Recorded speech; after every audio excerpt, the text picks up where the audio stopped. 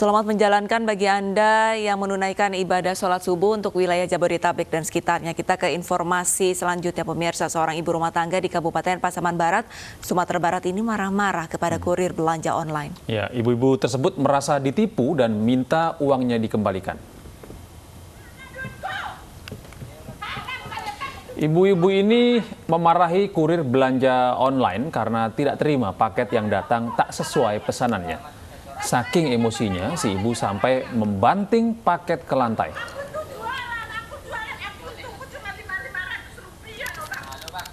Ibu-ibu ini merasa ditipu saat melihat barang pesanan yang dibelinya seharga Rp115.000 diduga hanya seharga Rp10.000. Sementara si kurir berupaya memberikan penjelasan. Namun si ibu tetap tak terima dan terus meminta uangnya dikembalikan.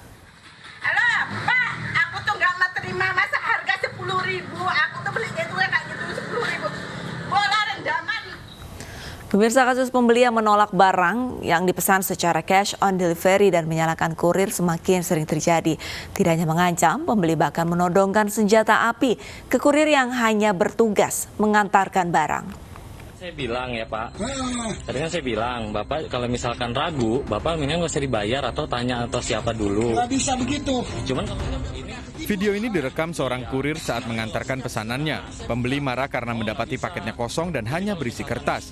Ia pun meminta uangnya dikembalikan dan mengancam kurir dengan senjata tajam.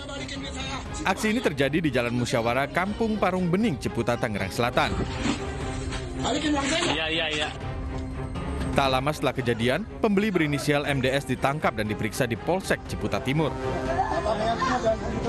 Jadi apa Mas, prosedur COD itu gimana? Sebelum dibuka Kembali, usah nanti salah. Perdebatan kurir pengantar barang online dengan pembeli ini pun sempat viral di media sosial. Merasa barang yang dikirim tak sesuai pesanan, konsumen menolak menerima dan membayar barang. Alih-alih memprotes pada penjual, konsumen justru menyalahkan kurir dan meminta kurir mengembalikan barang. Di Jawa Barat, keluarga konsumen menolak menerima barang karena tak sesuai dengan pesanan. Mirisnya barang terlanjur dibuka dan konsumen malah memperkusi kurir. Ini penipuan namanya. Oh begitu? Oh begitu? Itu bisa tuh Pak. Kan mana nganterkan doang Pak. Oh sih nganterkan doang, gimana dibayar? Bukan nama, ada ikan itu. Peristiwa yang tak kalah memprihatinkan menimpa seorang pria di Bogor, Jawa Barat yang harus berurusan dengan polisi hanya karena sepasang sendal. Ia menodongkan benda mirip senjata api kepada seorang kurir saat mengetahui sandal yang dipesannya tak sesuai keinginan. Pria ini pun akhirnya harus berurusan dengan polisi.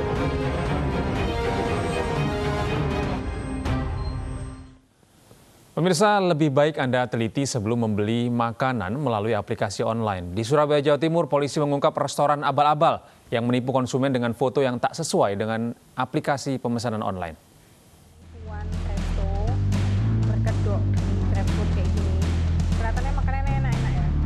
Tapi kalian harus tahu nih. Inilah video viral seorang konsumen yang merasa tertipu dengan foto makanan di aplikasi pemesanan online, namun saat datang ternyata tidak sesuai dengan foto yang diharapkan. Food atau GoFood juga dengan nama-nama resto terkenal, misal kayak Bebek Purnama. Bahkan konsumen pemilik akun juga mendatangi restoran abal-abal ini dan menjumpai sejumlah kejanggalan.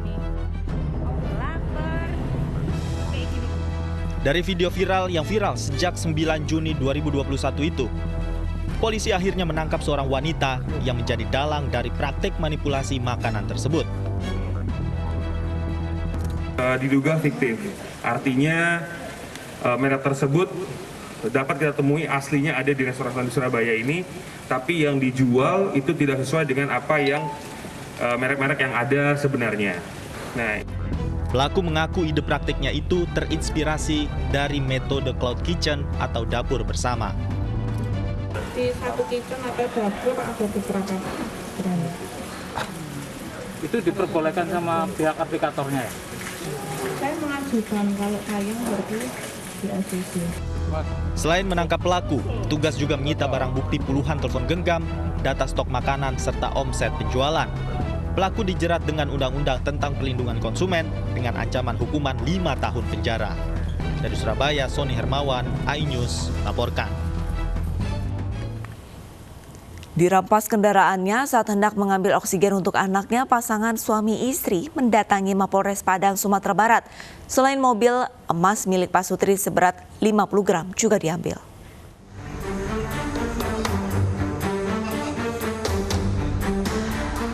Pasangan suami istri ini mendatangi Mapolresta Padang bersama anaknya yang sakit.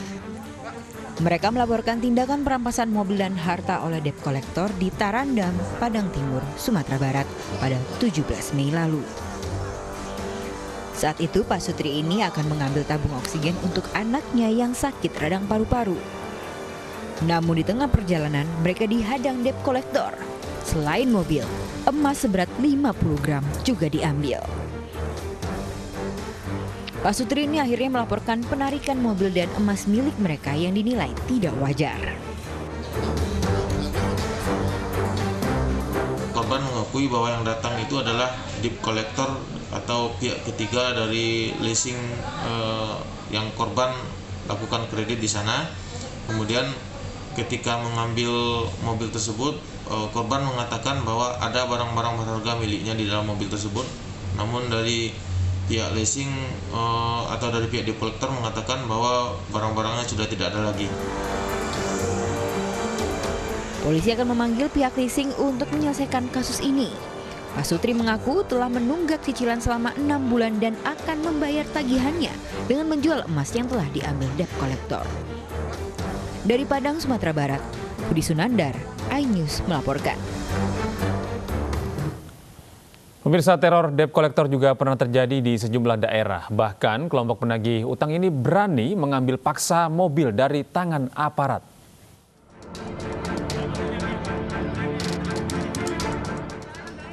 Video seorang anggota TNI yang sedang mengendarai mobil dikepung kelompok penagih hutang di gerbang tol kawasan Jakarta Utara ini sempat viral di media sosial. Peristiwa ini terjadi saat Serda Nur Hadi berjaga dan seorang warga yang sedang menyetir alami serangan jantung. Saat Serda Nur Hadi menolong warga untuk dibawa ke rumah sakit, seketika diadang sekelompok debt collector. Bahkan kunci mobil berusaha dirampas. Serda Nur Hadi tidak mengetahui bahwa kendaraan milik penumpang yang memiliki sakit jantung bermasalah dalam pembayaran.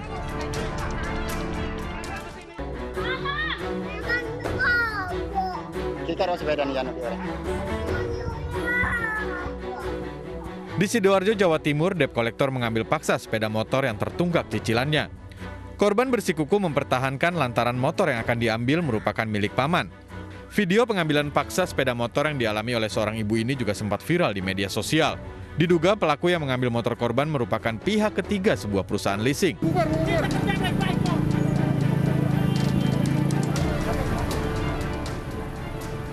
Sementara itu di Jakarta, penagih hutang atau debt collector juga menarik paksa sepeda motor milik pengemudi ojek online di Jalan Mangga Besar Raya, Jakarta Pusat.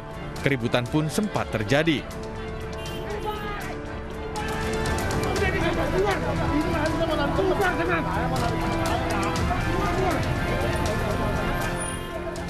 Tim Liputan iNews melaporkan.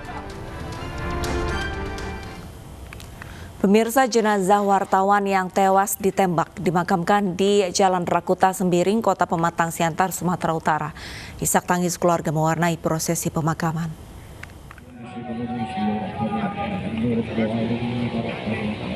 Usai diotopsi, jenazah Mara Salem Harahap, wartawan media online yang tewas ditembak orang tak dikenal, dimakamkan. Pemakaman dilakukan di pemakaman umum Jalan Rakuta Sembiring, tak jauh dari rumah orang tuanya di Pematang Siantar, Sumatera Utara. Ya betul, masuk ke dalam kan? Keluarga dan kerabat korban turut serta mengiringi jenazah ke tempat pemakaman. Korban meninggalkan seorang istri dan 2 putri yang masih kecil. Dan hingga kini aparat terus mengumpulkan bukti dan mendalami kasus ini. Saat ini masih melakukan pengumpulan alat bukti, kemudian yang rekan-rekan saksikan, tim masih bekerja, dan sekali lagi saya minta rekan-rekan bersabar, ya, kita berdoa semoga perkara ini segera terungkap. Sebelumnya korban yang diketahui berprofesi sebagai wartawan media online ini ditemukan warga bersimbah darah di dalam mobilnya. Lokasi penemuan berada 300 meter sebelum rumah korban. Korban diduga tewas akibat tertembak di bagian perut dan paha kiri. Dari Simalungun, Sumatera Utara, Dharma Setiawan, iNews melaporkan. Ya pemirsa, kasus kekerasan hingga pembunuhan terhadap wartawan pernah terjadi di sejumlah daerah. Kekerasan terkait pemberitaan yang dibuat korban hingga dendam masalah pribadi menjadi latar belakang kejahatan.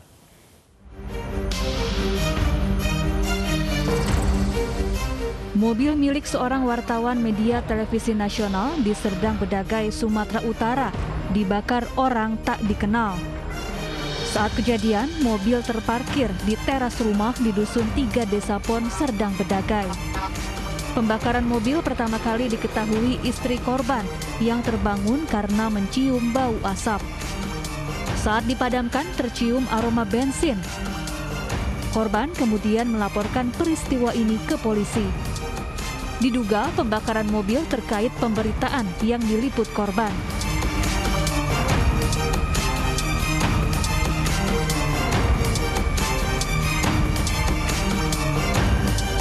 Seorang wartawan di Mamuju Tengah, Sulawesi Barat tewas dengan 17 luka tusuk di tubuhnya. Jasad korban ditemukan warga di Jalan Poros Dusun Salibaju dalam kondisi bersimbah darah Agustus 2020 lalu. Polisi lalu menyelidiki kasus pembunuhan sadis ini. Kemudian polisi menangkap 6 pelaku. 2 dari 6 pelaku merupakan kakak beradik. Menurut polisi, motif pembunuhan adalah dendam pribadi. Tim Liputan iNews melaporkan. Polrestabes Medan, Sumatera Utara terus menyelidiki kasus kematian seorang bocah 10 tahun yang meninggal dunia setelah digigit anjing tetangganya. Sejumlah jaringan tubuh korban masih diteliti di Laboratorium Forensik Polri. Tim medis telah mengambil beberapa sampel jaringan tubuh bocah yang tewas digigit anjing untuk diteliti di Laboratorium Forensik Polri. Hal itu guna memastikan penyebab kematian korban. Dugaan awal korban meninggal dunia karena anjing yang menggigitnya alami rabies belum dapat dibuktikan. Terhadap kasus tersebut, kami masih dalam tahap penyelidikan karena belum ditemukan adanya tindak pidana. Kenapa belum ditemukan? Karena penyebab kematian masih menunggu hasil dari otopsi. Sementara dokter yang melaksanakan otopsi belum bisa menyimpulkan penyebab kematian. Karena harus melakukan pemeriksaan terhadap jaringan-jaringan tubuh yang diduga terkena pengaruh dari bahan-bahan yang di luar tubuh manusia. Jadi contohnya contoh jaringan paru, cairan dan jaringan yang ada di lambung, terus kulit bekas gigitan si anjing, termasuk juga dari otak, sampelnya juga akan dilaksanakan pemeriksaan di laboratorium. Masuk aja Bang, izin Bang. Sebelumnya, bocah berusia 10 tahun yang tewas digigit anjing saat melintas di depan rumah tetangganya sempat dirawat di Rumah Sakit Umum Adam Malik, Medan. Namun beberapa hari kemudian bagian kaki korban yang digigit anjing lumpuh. Korban juga alami hilang ingatan dan terus buang air besar hingga meninggal dunia. Dari Medan, Sumatera Utara, kontributor iNews melaporkan.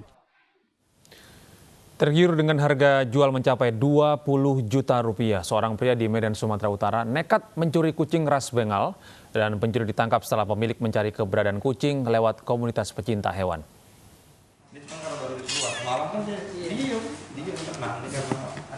Kucing Bengal ini dicuri lantaran harga jualnya yang nyaris 20 juta rupiah. Pencurinya adalah pria berusia 36 tahun warga Pasatiga, Datu Kabu. Tersangka merusak jendela rumah pemilik kucing di Jalan Jermal 3, Medan, Sumatera Utara pada 29 April lalu. Kejadian terungkap saat pemilik kucing melihat pintu kandangnya rusak. Pemilik kucing meminta bantuan komunitas hewan dan membuahkan hasil. Pelaku kedapatan akan menjual hewan peliharaannya. Akhirnya tersangka dilaporkan ke polisi pada 5 Juni lalu. Pada saat petugas datangi TKP mencari saksi bahwa diketahui bahwa kucing tersebut diambil oleh seseorang bernama H. Langsung kami lakukan penangkapan terhadap H. Setelah diinterogasi cukup pelik juga, awalnya mengelak dan sebagainya, namun karena adanya saksi-saksi dan bukti yang bisa kita tunjukkan, akhirnya tersangka H mengaku. Pemilik kucing telah memelihara kucing bengal berusia 8 tahun ini sejak kecil.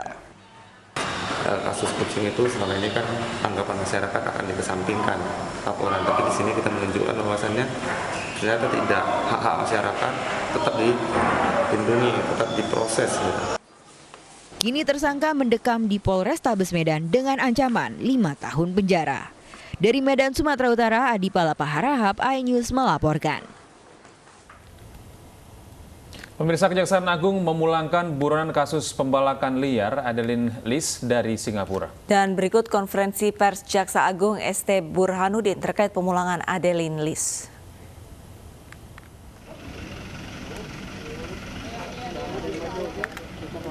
Pak, jangan ditutupin, Pak. Pak. Tiba di Kejagung pukul 7 malam tadi, Kejagung langsung menggelar konferensi pers. Pihaknya akan memproses Adeline Lis sesuai dengan kasus hukum yang menjeratnya sejak 15 tahun lalu.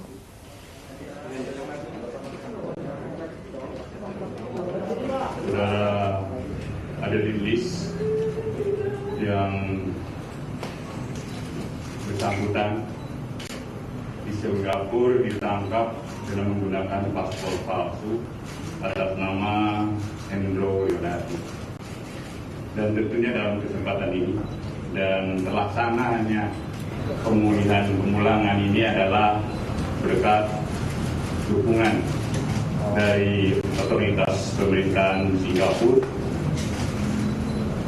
dan bekerjasama dengan kedutaan besar Indonesia di Singapura, dan khususnya kerjasama dan dukungan dari Jaksa Agung Singapura, Mr. Leslie Wong, dan sampai saat ini kita alhamdulillah bersyukur terpidana saudara Adeline Lis dapat kita bawa di sini. Dan selanjutnya akan dilaksanakan proses eksekusi terhadap terpidana dan eksekusi terhadap barang bukti dan uang pengganti sebagaimana 119 miliar. Baik, yang pertama TPPU. Sebagaimana kita ketahui bahwa TPPU ini ditangani oleh Polda Sumut. Nanti kami akan berkoordinasi dengan Polda Sumatera Utara. Dan selanjutnya mengenai eksekusi terhadap uang denda dan uang pengganti akan dilaksanakan nanti karena kita baru mendapatkan terpidana. Dan selanjutnya menyangkut tentang di mana nanti kami akan menyampaikan setelah 14 hari terpidana ini kita akan. Buronan kasus pembalakan liar tiba di Terminal 3 Bandara Soekarno-Hatta setelah sempat buron selama 13 tahun. Saat tiba di Bandara Soekarno-Hatta, Adeline telah mengenakan rompi merah jambu dengan tangan terborgol. Tak banyak bicara, Adeline Lis langsung masuk ke dalam sebuah mobil didampingi petugas kejaksaan dan dikawal secara ketat menuju ke kantor kejaksaan. Adeline Lis menjadi buronan sejak tahun 2008 dan tercatat dalam Red Notice Interpol.